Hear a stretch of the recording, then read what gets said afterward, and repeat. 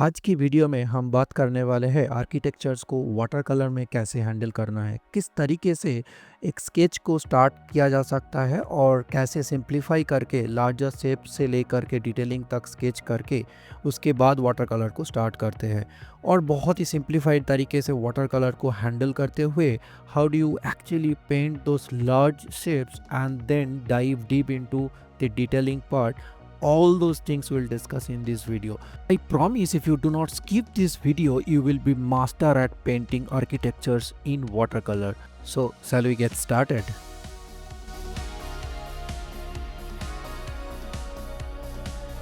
Before I start this watercolor painting, मैं थोड़ा सा sketch के बारे में बात करना चाहूँगा यहाँ पे, because these are very critical subjects. यहाँ पे सबसे ज़्यादा ज़रूरी है सब्जेक्ट को सिंप्लीफाई करना और सही से ड्रॉ करना। And one of the most important thing in this kind of subject is perspective. तो आपको सब्जेक्ट को देख के ही समझ जाना चाहिए कि किस टाइप का पर्सपेक्टिव अप्लाई हो रहा है उस सब्जेक्ट में। एंड आपको उस हिसाब से ये गाइडलाइंस जो है, जैसे कि आप देख सकते हो मैंने गाइडलाइंस सारे बना रखे हैं, and by following those guidelines मैं एक्चुअली लार्जर शेप्स को पहले ड्रॉ करने की कोशिश कर रहा हूँ। तो once you are good with those guidelines, आपकी जो लार्जर शेप्स है वो बहुत ही आसान हो जाएगा ड्रॉ करने के लिए। जैसे आप वो लार्जर शेप्स को ड्रॉ कर लोगे, then and once you are convinced with that perspective that you want to draw, then you can always come back and do the detailing part. Not much detailing you should do for a watercolor, but the required amount you can always put together. पर यहाँ पे मैं बहुत ही loosely इस painting को approach करूँगा, तो इसीलिए मैं बहुत ज़्यादा डिटेलिंग मैंने नहीं किया है स्केच में। एज यू कैन सी, इस पेंटिंग को मैं बहुत ही कुछ इजी स्टेप्स में ख़त्म करूँगा। तो फर्स्ट लेयर जो मैं पेंट कर रहा हूँ, इसमें वेट पेपर में I am just trying to give an undertone. तो उसमें जो वार्म कलर आपको दिख रहा है उसमें येलो ऑकर है, बर्न्ट अम्बर है, और जो ब्लूइश कलर है वो है आपका royal blue and cobalt blue. तो by using all these colors, I'm just trying to get one variegated wash in my undertone layer. As you can see that I am least bothered about the controlled shape at this particular moment. So all I am trying to do is to achieve little bit of difference in the value when I am creating this undertone. So you might be noticing that very closer objects I am trying to give slightly more value than the distant objects. As you can see, मैंने दो types की colours को mix करके और separately mix करके रखा है। One side you can see there is a warm color puddle, the other side we have a puddle ready with cool colors. So what I am going to do is when I look at that dried surface, I see that the paints have already dried lightly. So मुझे एक और layer देना पड़ेगा for the closer object so that I will be able to show that as a difference in value, which would give me as a sense of depth into this painting. So now by using those two colors, the warm tones and the cool tones that I have mixed together, I am using both of them, sometimes only the warm colors or sometimes getting both of them, or placing warm and cool side by side so that naturally that watercolor gives me certain effect, as you can see in this painting. But I'm pretty much mindful about some kind of shapes or negative space that I want to create. मैं बहुत ही mindful हूँ इस जगह पे कि मुझे क्या छोड़ना चाहिए, कौन से एरियाज मुझे छोड़ने चाहिए और कौन से एरियाज मुझे पेंट करना चाहिए। As you can see, by keeping the negative space preserved at this moment, I am painting these areas.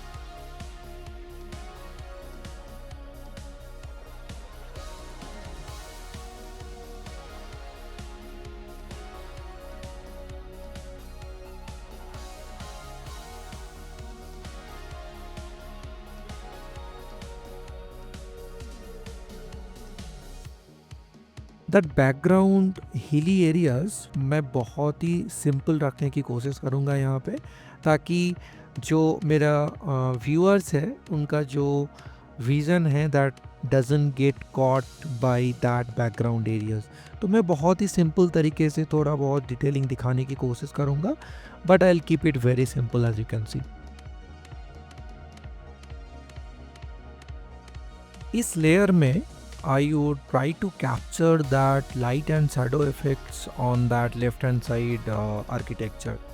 तो यहाँ पे if you notice the reference very carefully, आपको दिखेगा कि कितना सारा डिटेल्स है इस पर्टिकुलर स्ट्रक्चर में, जो कि इम्पॉसिबल है पेंट करना। What we would try or the exercise is something that how to simplify these shapes yet showing the minimal amount of details to represent that complete story, to convey that complete story। तो इसके लिए मैं क्या कोशिश करूँगा, पहले the larger shapes of shadow को capture करने की कोशिश करूँगा। If you compare with that reference photo, you would notice that how I am preserving some of the shapes and painting around that shape to create that light and shadow effect. Once I am pretty much satisfied with those larger shapes, then I would go a little bit inside based on the type of shape that I am looking for. Either it's a soft or hard edges that I am looking for detailing, I can always go and do that. And exactly the same approach I am following in this step. So through out this entire painting मैं यही कोशिश करूँगा कि कितना simplified version में मैं details को दिखा पाऊँ, चाहे वो दी लार्जर शेप्स ऑफ शैडोज़ हो और चाहे वो स्मॉल स्मॉल डिटेल्स हो। मैं बहुत ही रफली, बहुत ही लूजली दिखाने की कोशिश करूँगा।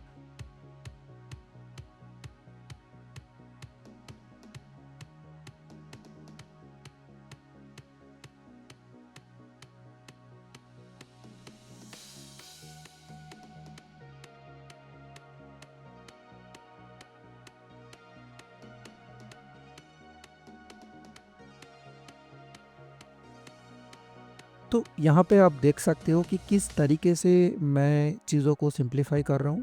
That background wall including that entry gate to this temple, पूरे जो एरिया है which is under the shadow. तो I do not want to differentiate them, क्योंकि जब मैं रेफरेंस को देखता हूँ मुझे वो पूरा एक लार्ज शेप की तरह नज़र आता है। यही आपको करना है कि कितना सिंप्लीफाई मैं कर सकता हूँ।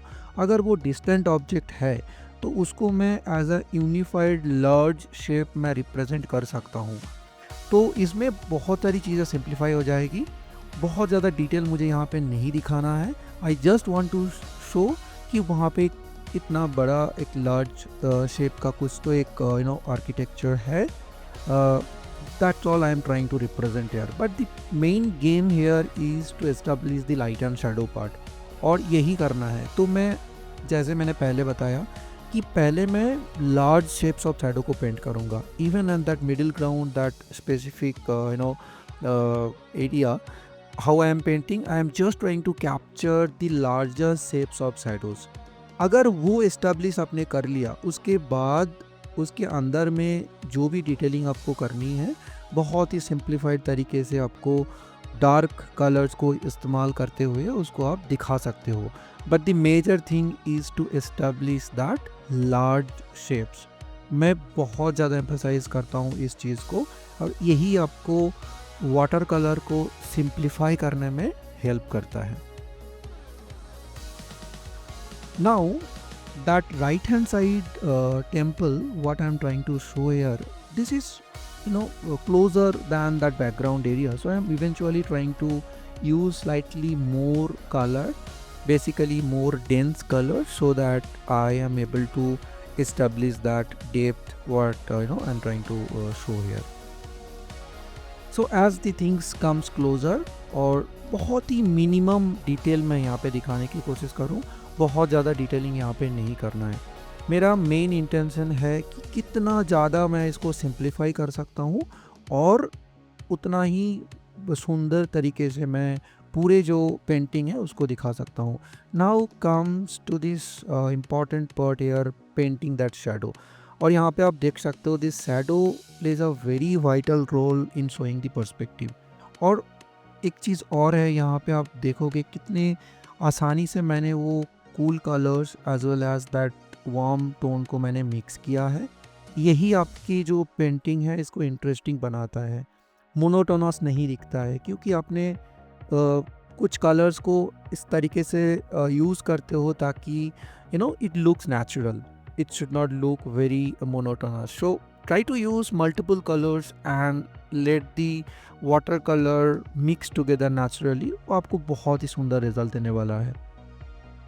अब आता है डिटेलिंग पार्ट। जैसे आप देख सकते हो मैंने वो पूरा लार्जर शेप्स को मैंने इस्टेब्लिश कर लिया है। अब मुझे बस यही करना है कि डार्क कलर को इस्तेमाल करते हुए बहुत ही छोटे छोटे लाइंस और डॉट्स यहाँ पे मुझे पेंट करना है, जो कि it will show कि they are having very intricate detailing and all, जो कि मुझे इतना डिस्टेंस से उतना नहीं दिख रहा है, but those dark dots or those small strokes are good enough to convey that message that it's pretty much detailed which is painted inside.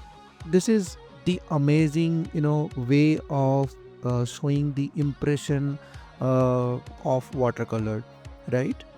और यही आपको प्रैक्टिस भी करना चाहिए कि कितना सिंप्लीफाइड तरीके से मैं उस स्ट्रोक्स को रिप्रेजेंट करूँ, पेंट करूँ, ताकि इट रिप्रेजेंट समथिंग। तो हर एक स्ट्रोक्स आपने देखा होगा जितना मैंने पेंट किया है, फिलहाल दिस एरिया में आप देख सकते हो I am painting only pretty much simple strokes, right? Either lines or dots or something, right? But it means something. Finally, it will convey that message कि some part of that particular architecture under the shadow, और कुछ जो part है वो still getting exposed to the lights, right? यही आपको practice करना चाहिए ताकि आप इस level तक पहुंच सकते हो जहाँ पे हर एक वो stroke will mean something. Each strokes will add a little bit of value to your painting, and finally it will give that completeness.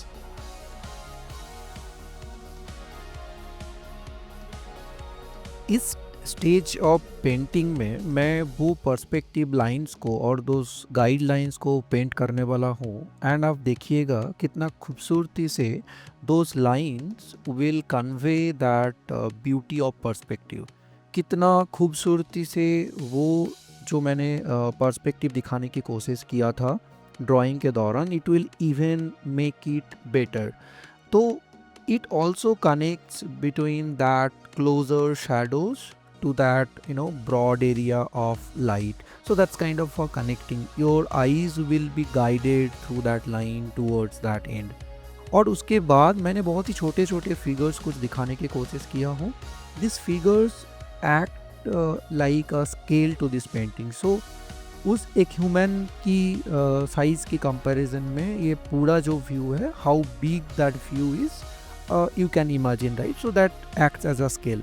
और उसके बाद मैंने बहुत ही छोटे छोटे कुछ डिटेल्स बैकग्राउंड में मैंने ऐड करने की कोशिश किया है, और I have kept it still very simple so that that particular background doesn't distract me or my viewers from looking at the beauty of light and shadow in the closer objects, right? Or the composition that I've tried to paint in that closer objects, I have I don't want that to be distracted. उसके बाद मैंने white colour को इस्तेमाल करते हुए बहुत ही छोटे छोटे डॉट्स और हाइलाइट्स को दिखाने की कोशिश किया है, और इसी के साथ ये पेंटिंग ख़त्म होता है। Late me know your feedback in the comment box. क्या क्या आपको अच्छा लगा, कौन सी चीज़ आपको नई सीखने को मिला, let me know in the comment box. अगर आपको अच्छा लगा ये video, please like this video. If you are new to this channel, do not forget to hit the subscribe button. I will see you in a new video next week. Till then, bye bye.